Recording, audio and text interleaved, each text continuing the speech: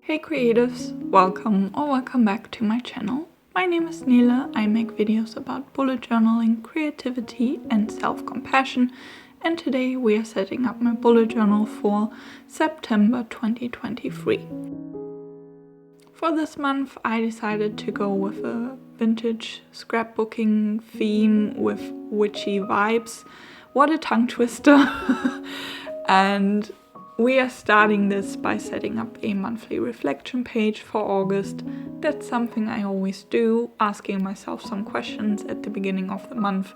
I've done that a couple times already, so I think there's not a lot to say about this. I recently ordered a lot of stationery at Temu. I know, I should have not done that, and I'm embarrassed to admit that I have done it twice. I know it's probably not the company that you should support, but I sometimes just can't help myself, and they do fit in my tight budget that I have at the moment. And yeah, what can I say? I did it, it happened twice. I might do a little review in a separate video of the other stuff that I ordered, but for now you know where the stuff is from that I'm using. And yeah, besides all the shame, I think that the stuff is quite decent. I was annoyed by that one washi tape that I used that you see in a bit, because I had to fiddle around with that for ages to get the back paper off. So for your sakes, I edited that out of the video. But I was pretty frustrated with it. But besides that, the look is still nice. It does the job. It just takes a lot of patience to get the back off. I also want you to know that with speeding up my video footage, it might transport the impression that the setup was easily and fast done, that it only took like half an hour or something, but in reality I had over 2 hours of footage, I think maybe 2.5 or something, and it took me a fair amount of time to set up these pages.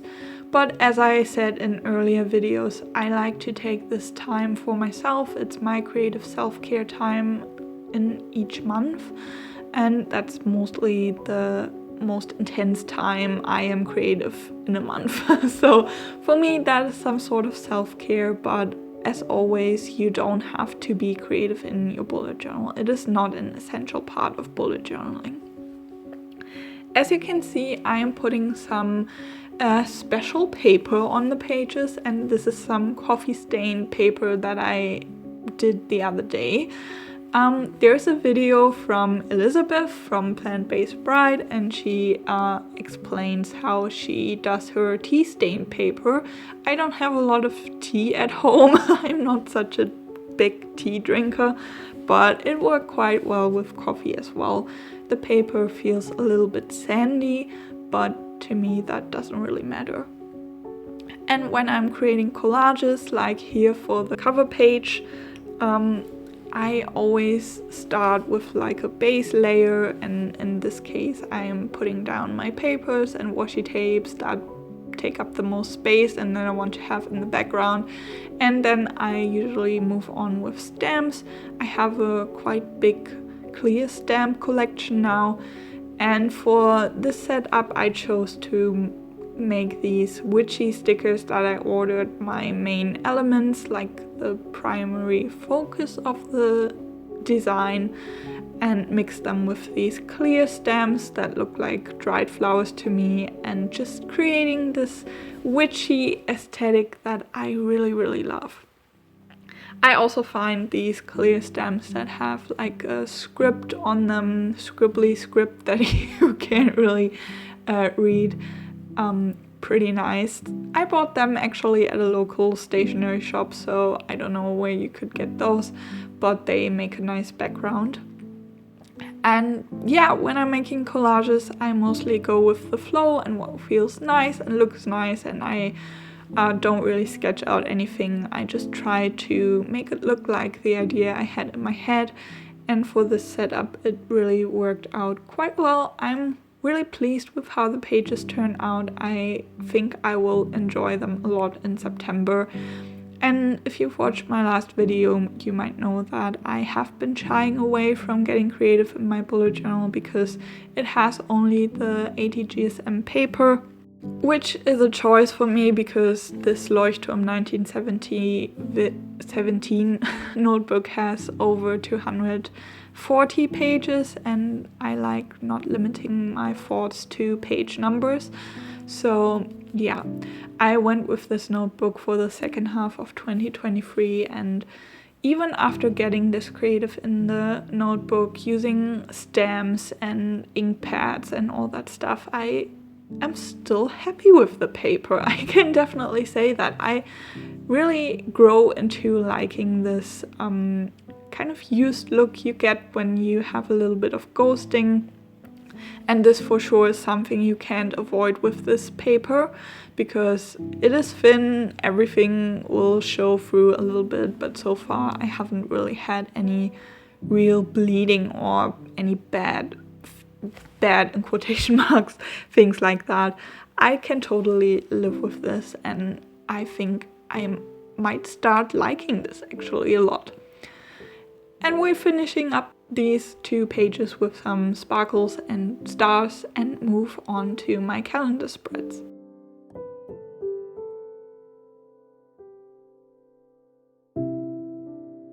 And here you see me first cutting out some Dutch doors with tabs, and you might think that they are a little bit weirdly placed, and I see that too.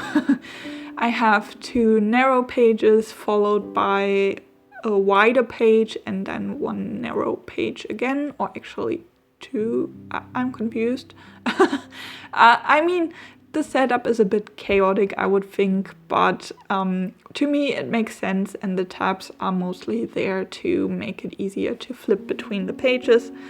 And I also went in with the coffee stain paper and covered each tab with it, which was a bit fiddly. It took a little bit of time.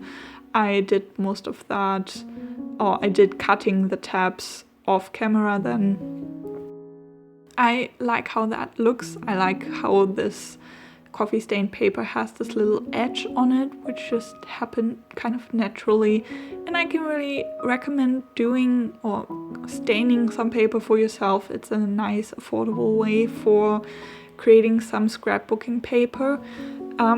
Because I just used some simple printing paper for this, made myself a jug of coffee, and then I had a bunch of papers. I think I made 25 or 28 maybe, and they will probably last me forever because I only used like 1 paper for this whole setup, and if I used them every month, then they might last me 2 years.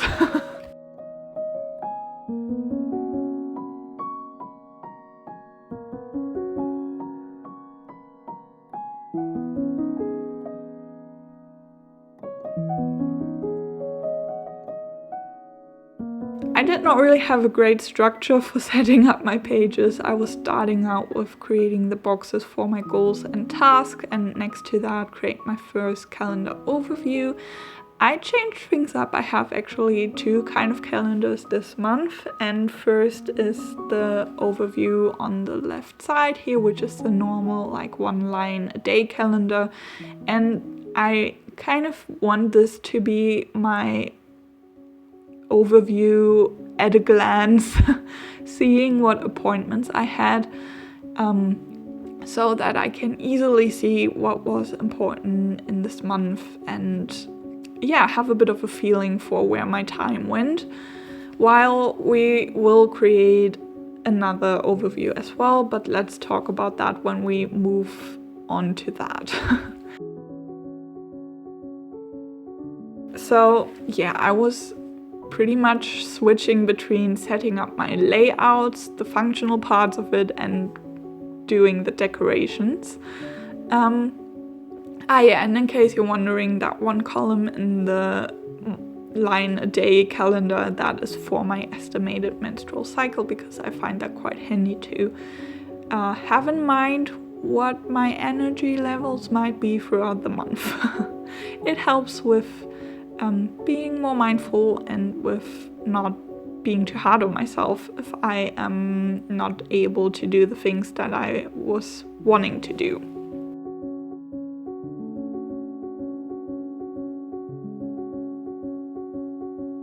It took quite a bit of time to cover all the spreads with the paper and washi tape. As I said, the washi tape was a pain in the to get the back paper of it peeled off. It was so annoying, and I guess that's what you get for cheap.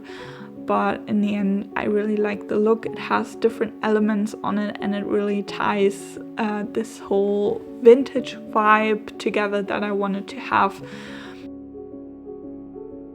I also find it pretty convenient that with Dutch doors you can have some main decorations on the sides and then see them from almost every page, and it makes setting up the decorations a little bit easier because then you don't have to overdo every page, and not overdo, but don't have to work intensely on every single page.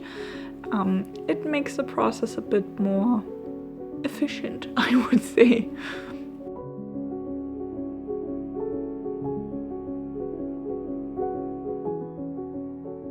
I recently watched Mochi Buju's September setup, and Heather talked about how she gets more creative towards fall, and I think it's the same with me. When I think of fall, I'm thinking of all those cozy things, I'm thinking of magic, and that really gets my creativity going. I really like these aesthetics and the vibe of that, and I'm so happy that I went with that in my bullet journal this month. I am honestly thinking about if I should continue doing that every month and maybe dedicate my whole next 2024 bullet journal to that, which would be a huge commitment, and I don't know if I am willing to do that when I have other ideas, or I might have other ideas coming up, but I wouldn't have to be too strict about it, I guess. But that is something I've been thinking about, and I would love to hear your opinion and thoughts about that. How do you like bullet journals that are dedicated to a specific theme for a whole year? I discovered this YouTube channel. Let me quickly check who it was. The channel is Melanie's Journal, and she, for example, in 2023 dedicates her whole bullet journal to Harry Potter, and I really like the idea and really diving deep into a specific topic, and for me that might be vintage witchy magic vibes, and I think you could do a lot with the months for that. You could do magic in general, herbs, plants, stuff like that. I don't know. It was on my mind, and if you have any thoughts to that, let me know. Would you be interested and committed sticking to that for a year? I mean, I don't even know if I would be that committed. But yeah, let me know what you think. I'd love to hear your ideas to that. But I really feel that these vibes are definitely where I feel, how do you say that? Where I feel home. It sounds a bit nerdy and wrong because it's just a notebook, but it really makes me feel comfortable and definitely tickles my kind of spiritual side. And I do like the aesthetics. So much for that, I guess.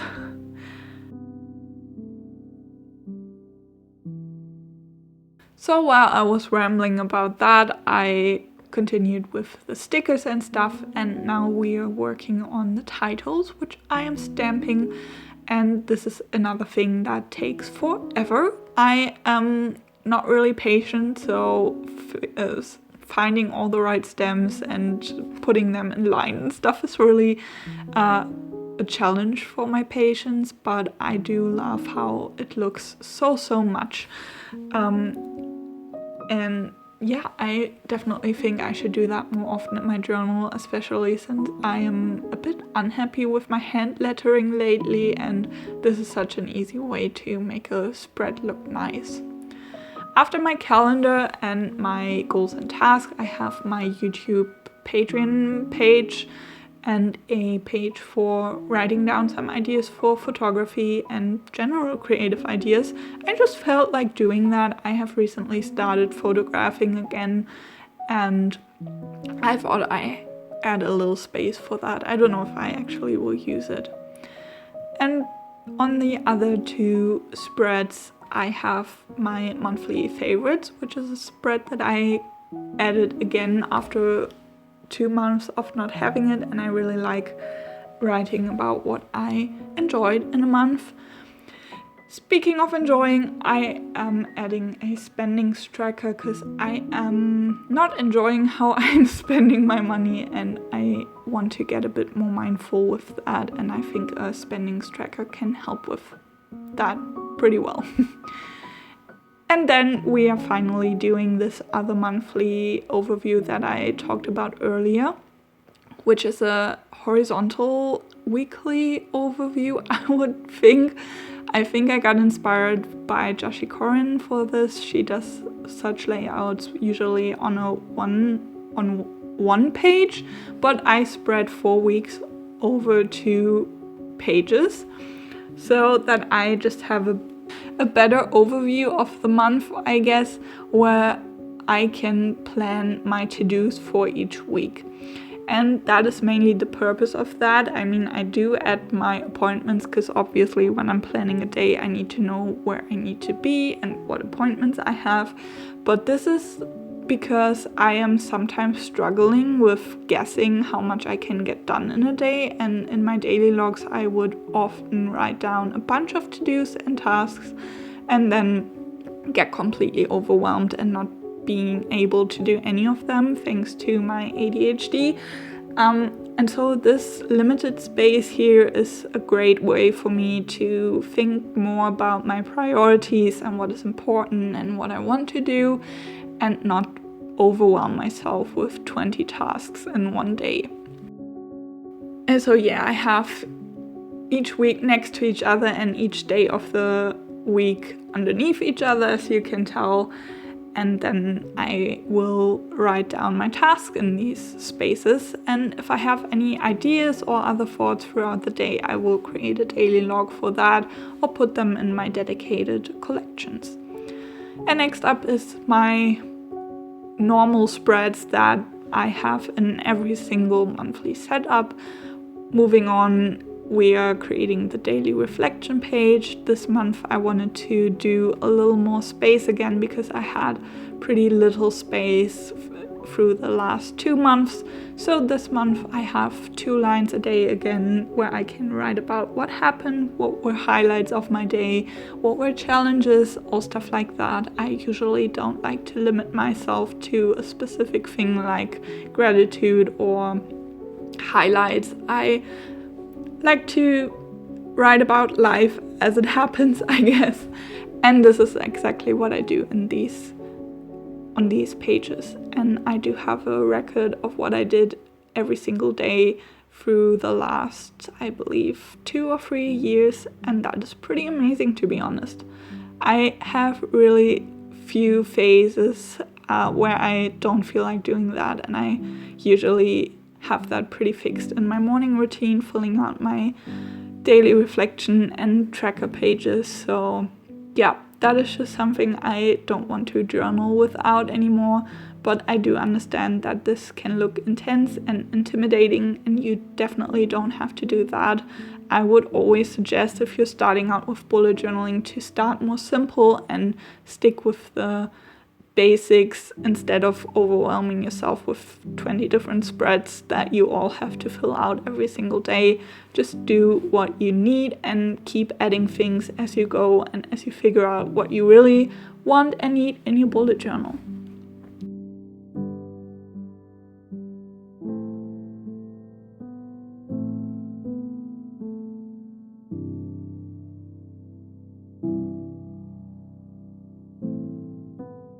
And this brings us to the last spread, which is my trackers, starting with my workout tracker, which has become a staple in my setups as well. And I'm hoping that I can go back to my usual gym workout routine in this month, because I've been training for my first half marathon the last months and it has been some ups and downs. And recently I've been realizing how much I miss just going to the gym for myself and not training for a big event and a big goal. So yeah, hopefully after the 3rd of September, when I will be running this half marathon, I can go back to normal and to just what is fun for me and helps me shut or calm my brain. And next to that, I'm setting up my usual habits and mood tracker. That is nothing new. If you have seen any of my other monthly setups, you might be familiar with that. I track my mood, stress, and energy level, as well as my period in this graph on the right side, and then on the left side I have some general habits, I guess, but most of that is just to see what I've done throughout the day and how that is affecting my health and my well-being, stuff like that. It's not about forcing myself to become a better human, I guess. I've said that a lot of times, but I just want to repeat that because I think that the bullet journal stuff on the internet can get that or can transport that impression. And if you're starting out, don't think that you have to improve yourself with your bullet journal. Find ways that your bullet journal is helpful for you, that it makes your life easier, but not putting more pressure on your life.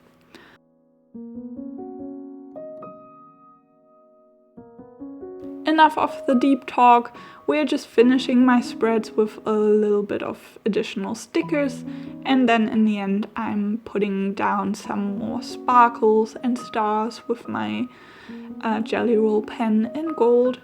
And as I already figured out in my last video, this brings everything together and this really makes it feel cohesive and magic and beautiful, and I am really in love with how the spreads turn out. I am really happy and I hope that you enjoyed this setup as well. I know it's been a little late, but I just don't like setting up my bullet journal in the middle of the month, so my videos might come out just at the end of the month, and I hope that I can still inspire some people with that.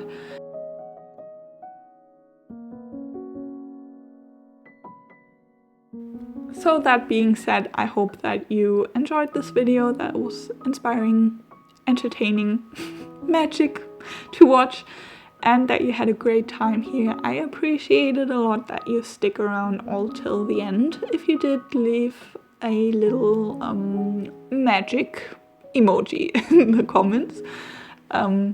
You choose which one. So that's it for this video. We are done with the setup and moving to the final flip through. And thank you so much for being here. I hope you enjoyed the video. If you do like what I do here on YouTube, make sure to subscribe to my channel. Of course, that's up to you. Also, if you want to check out my free Patreon page. I guess that's it then. I hope you have a great September and that we see us in my next video. Bye!